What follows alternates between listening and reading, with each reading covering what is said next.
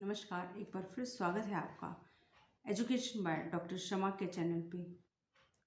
आज हम संतलत काल में बलबन की मृत्यु और उसके बाद की स्थितियों का विश्लेषण करेंगे, चर्चा करेंगे कि वो कौन से कारण थे जिस कारण मामलुक वंश का अंत हुआ और एक नए राजवंश खिलजी वंश की स्थापना हुई।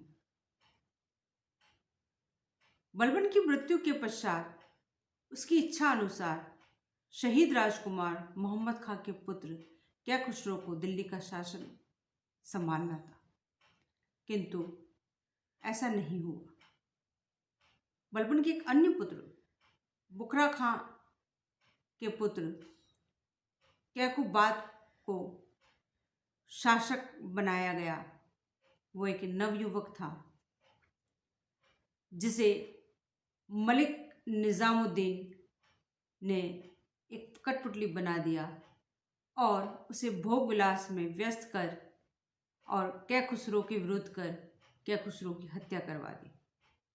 उधर बुखरा खां ने स्वयं को सुल्तान नसीरुद्दीन के नाम से किलोकरी में सुल्तान घोषित कर दिया। मलिक निजामुद्दीन दिल्ली में अब तानाशाह सा हो गया। उसने तुर्की अमीरी उधर बुखरा खां, जिसने स्वयं को सुल्तान नसीरुद्दीन के नाम से किलोकरी में सुल्तान घोषित कर दिया था, उसे तुर्की अमीरों ने दिल्ली बुलाया। कारण ये था कि निजामुल मुल्क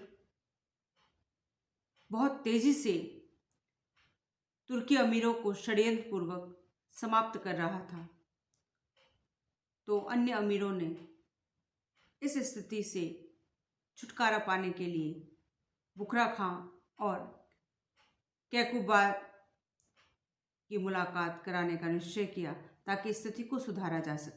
पिता पुत्र के मिलन की इस कहानी को इतिहासकार अमीर खुसरो ने बहुत सुंदर तरीके से अपनी पुस्तक किरातुल सादेन में प्रस्तुत किया है। दोनों की मुलाकात रंग लाई। नवयुवक कैकुबाद जो सुल्तान था, उसने निजामुल मुल्क से पीछा छुड़ाकर उसकी हत्या करवा दी। कैकुबाद ने समाना से मलिक जलालुद्दीन फिरोज खिलजी को बुलाकर आरिज़ मुमालिक नियुक्त किया, अर्थात युद्ध मंत्री, और बाद में उसे बरन की सूबेदारी भी सौंप दी।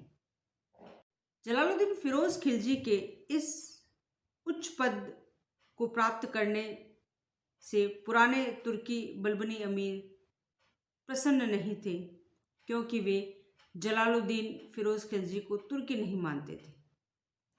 इसी बीच सुल्तान कैकुबाद को लकवा मार गया और वह अपाहिज हो गया। उसके सहयोगियों मलिक एतमाद कच्छन और मलिक एतमाद सुरखान ने उसके पुत्र कैमूस को दिल्ली की गद्दी पर बिठा दिया। जलालुद्दीन फिरोज खिलजी को उसका नायब बनाया गया। वैसे यह उसे शक्तिहीन करने का एक प्रयास था, क्योंकि बलबनी अमीर तुर्क उसे कैमूस का संरक्षक बनाकर उसकी शक्ति को समाप्त करना चाहते थे, ताकि वो दिल्ली की गद्दी को हथिया न ले, और धीरे धीरे गैर तुर्की अमीरों को समाप्त करना चाहते थे। परंतु मलिक अहमद चप ने जलालुद्दीन फिरोज खिलजी को इस षड्यंत्र से अवगत करवा दिया। सूचना मिलते ही फिरोज खिलजी तुरंत दिल्ली दरबार को छोड़कर अपने सहयोगियों के साथ बहारपुर उत्तर प्रदेश चला गया। उसके साथ कई गैर तुर्की भी गए, क्योंकि उन्हें भी डर था कि कहीं बलबनी तुर्की उनकी हत्या न कर दे। बलबनी तुर्की अमीरों ने फिरोज खिलजी को संदेश भिजवाए कि वो तुरंत दरबार में उपस्थित हो। इस हेतु उसने मलिक कच्छन को भी भेजा, लेकिन फिरोज खिलजी ये बात अच्छी तरह से जानता था कि अगर वो वहाँ गया तो उसका अंत निश्चित था। उसने मलिक कच्छन की हत्या कर दी। फिर क्या था? गैर तुर्की और तुर्की अमीरों के बीच संघर्ष प्रारंभ हो गया। अल्पायु सुल्तान कैमूस को बलवनी तुर्की अमीरों ने फिरोज खिलजी को संदेशा भिजवाया और तुरंत दरबार में उपस्थित होने का आदेश दिया। लेकिन फिरोज खिलजी ये अच्छी तरह से जानता था कि अगर वो दरबार में गया तो उसका अंत निश्चित है। उसने संदेश लेकर आए मलिक कच्छन की हत्या कर दी। अब क्या था?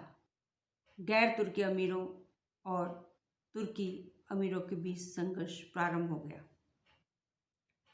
जलालुद्दीन फिरोज खिलजी ने अल्प आयु कैमूस को पकड़कर बंदी बना दिया और उसे अपने शिविर में उपस्थित किया। हालांकि मलिक सुरखान उसका पीछा करते हुए उसके शिविर तक आया, लेकिन जलालुद्दीन फिरोज खिलजी ने उसकी भी हत्या कर दी। अल्पायु सुल्तान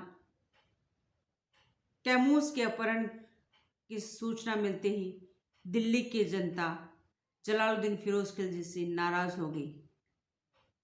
आम जनता ने बहारपुर की ओर कूच कर दिया, परंतु मलिक उल उमरा ने जनता को आगे बढ़ने से रोका।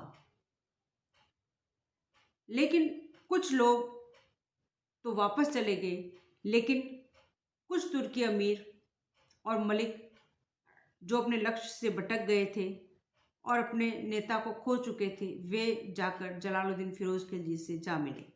जलालुद्दीन फिरोज खिलजी ने लकवाग्रस्त कैकुबाद की हत्या करवा दी और स्वयं की छवि को सुधारने के लिए वह कैमूस को दिल्ली ले गया और वहां पर उसको शासक बनाया और स्वयं उसका संरक्षक बन गया। 3 माह तक वो शासक रहा, लेकिन उसके बाद जलालुद्दीन फिरोज खिलजी ने स्वयं को दिल्ली का शासक घोषित कर दिया